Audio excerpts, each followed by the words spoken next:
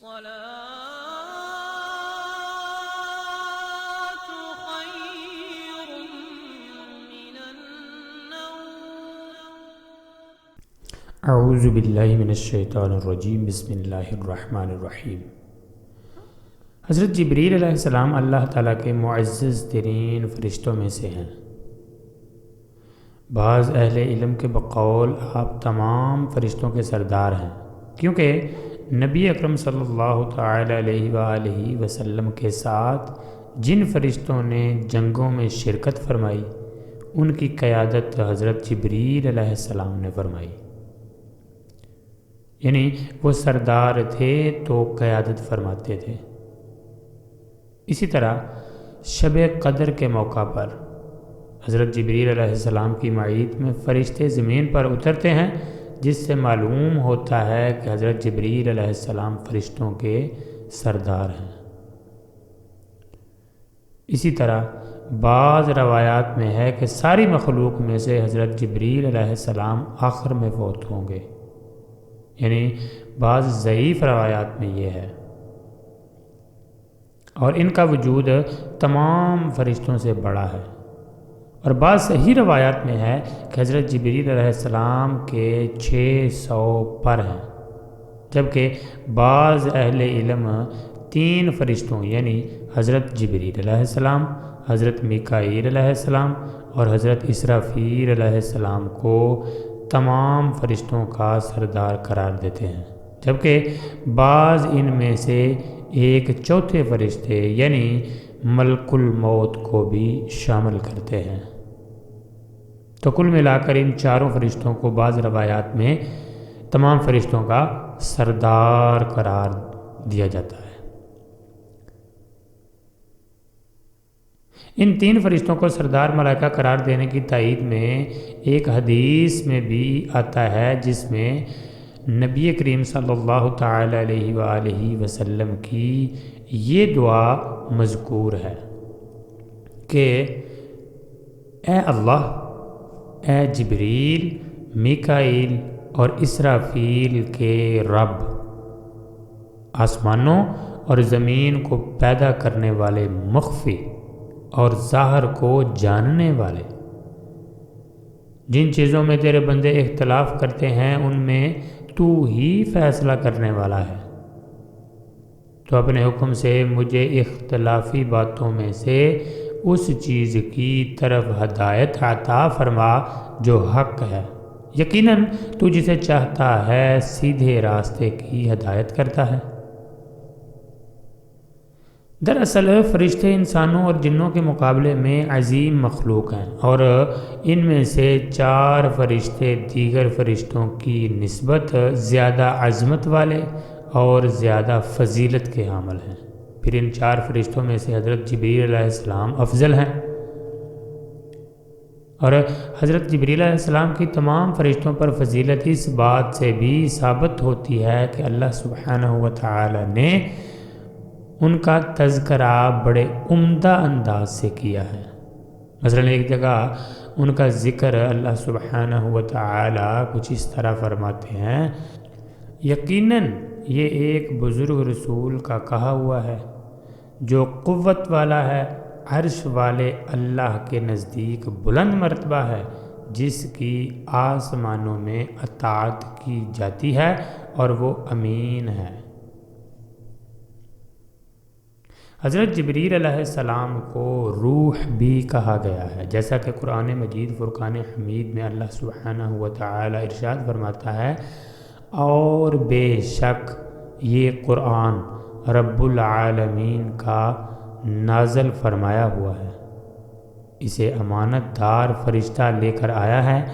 آپ کے دل پر یہ اترا ہے تاکہ آپ آگاہ کر دینے والوں میں سے بن جائیں۔ یہی بات قرآن مجید فرقان حمید کی دوسری آیت میں اس طرح اللہ سبحانہ وتعالی سورۃ البقرہ کی آیت نمبر 97 میں ارشاد فرماتا ہے، اے نبی صلی اللہ علیہ وسلم، آپ کہہ دیجئے کہ جو کوئی جبریل علیہ السلام کا دشمن ہو تو اللہ تعالیٰ بھی اس کا دشمن ہے، بلا شک اس جبریل نے تو اس قرآن اور اللہ کے پیغام کو آپ صلی اللہ تعالی علیہ وآلہ وسلم کے دل پر اتارا ہے۔ اسی طرح سورۃ المریم کی آیت نمبر 17 اور سورۃ القدر کی آیت نمبر 4 میں آپ کو روح کہا گیا ہے۔ حضرت جبریل علیہ السلام کو بنیادی طور پر انبیاء کے پاس اللہ تعالیٰ کا پیغام پہنچانے پر مأمور کیا گیا، یعنی حضرت جبریل علیہ السلام کو وحی پہنچانے پر مأمور کیا گیا، اور آپ علیہ السلام ہر نبی پر اللہ کی طرف سے پیغام لے کر آیا کرتے تھے۔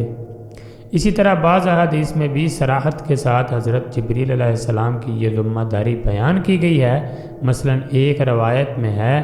کہ کچھ یہودی نبی کریم صلی اللہ تعالی علیہ وآلہ وسلم کے پاس آئے اور کہنے لگے کہ ہر نبی کے پاس فرشتوں میں سے ایک فرشتہ اللہ کی طرف سے پیغام اور وحی لے کر آیا کرتا ہے، آپ کے پاس کون سا فرشتہ آتا ہے تاکہ ہم آپ کی اتباع کے بارے میں فیصلہ کر سکیں؟ آپ صلی اللہ تعالی علیہ وآلہ وسلم نے فرمایا کہ میرے پاس جبریل علیہ السلام آتا ہے۔ انہوں نے کہا یہ تو وہی ہے جو ہمارے بارے میں جہاد یعنی جہاد و قتال کا حکم لے کر آتا ہے، یعنی جہاد کا حکم لے کر آتا ہے، لہٰذا یہ تو ہمارا دشمن ہے۔ اگر آپ صلی اللہ تعالی علیہ وآلہ وسلم میکائیل کا نام لیتے جو بارش اور رحمت لے کر آتا ہے تو پھر ہم آپ صلی اللہ تعالی علیہ وآلہ وسلم کی ضرور اتباع کرتے۔ جب یہودیوں نے نبی کریم صلی اللہ تعالی علیہ وآلہ وسلم کے حضرت جبریل علیہ السلام کے بتانے پر بتایا تو یہودیوں نے یہ بات کہی کہ اگر آپ میکائیل علیہ السلام کا نام لیتے تو پھر ہم آپ کی اتباع کرتے۔ تو اس بات پر اللہ سبحانہ و تعالی نے قرآن مجید فرقان حمید کی سورۃ البقرہ کی آیت نمبر 97 نازل فرمائی، جس کا ترجمہ اے نبی صلی اللہ تعالی علیہ وآلہ وسلم آپ کہہ دیجئے جو کوئی جبریل علیہ السلام کا دشمن ہو تو اللہ تعالیٰ بھی اس کا دشمن ہے۔ بلا شک اس جبریل نے تو اس قرآن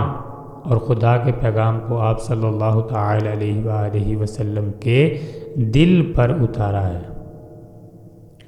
اور ایک روایت میں ہے کہ ان یہودیوں نے کہا جبریل علیہ السلام تو وہ فرشتہ ہے جو جہاد کا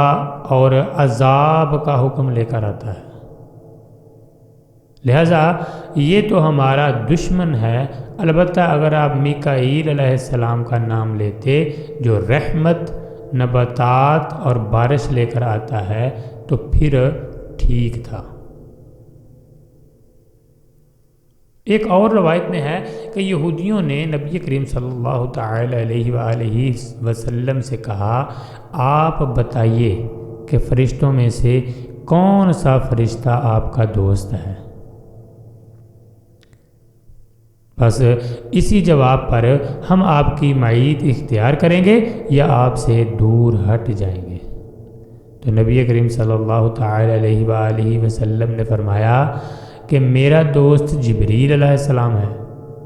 اور اللہ تعالیٰ نے جتنے انبیاء مبعوث فرمائے ہیں ان سب کا دوست اسے ہی مقرر فرمایا ہے۔ اس پر یہودی کہنے لگے کہ پھر تو ہم آپ سے دور ہٹ جائیں گے، اور اگر آپ کا دوست کوئی اور فرشتہ ہوتا تو ہم ضرور آپ کی تابعداری اختیار کر لیتے اور آپ صلی اللہ تعالی علیہ وآلہ وسلم کی تصدیق کرتے۔ تو اس پر آپ صلی اللہ تعالی علیہ وآلہ وسلم نے ان سے پوچھا تمہیں جبریل کی تصدیق کرنے میں کیا امر مانے ہے؟ انہوں نے کہا یہ تو ہمارا دشمن ہے۔ اس پر اللہ تعالیٰ نے یہ آیت نازل فرمائی، یعنی سورۃ البقرہ کی آیت نمبر 97۔ السلام علیکم ورحمۃ اللہ وبرکاتہ۔ الصلاة